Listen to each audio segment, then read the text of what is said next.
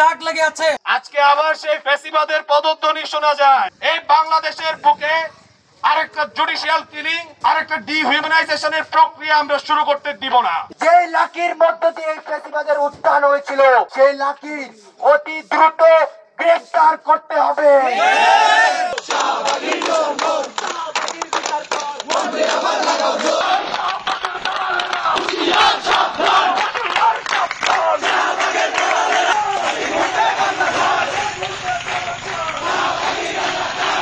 শাহবাগের বিরুদ্ধে আমাদের অবস্থান।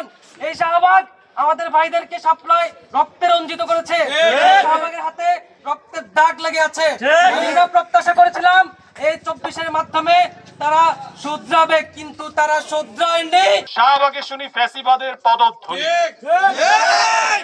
আজকে আবার সেই ফ্যাসিবাদের পদধ্বনি শোনা যায়।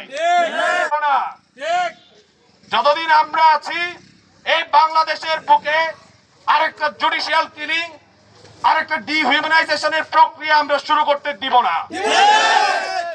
তুই তোর পাকশালের নাম ছাত্রলীগ নিয়ে আয়, তুই শাহরিয়ার কবির নিয়ে আয়, তুই লাকিরে নিয়ে আয়। আরেকটা শাহবাগ করতে হলে আমাদের রক্তের উপর দিয়ে করতে হবে। 13 সালের জুডিশিয়াল কিলিং এর শিকার প্রত্যেকটা শহীদদের বিচার আমরা করব। আজকে আমরা তীব্র নিন্দা ও প্রতিবাদ জানাচ্ছি। যে লাকির মধ্য দিয়ে ফ্যাসিবাদের উত্থান হয়েছিল, সেই লাকি অতি দ্রুত গ্রেফতার করতে হবে। Direct action!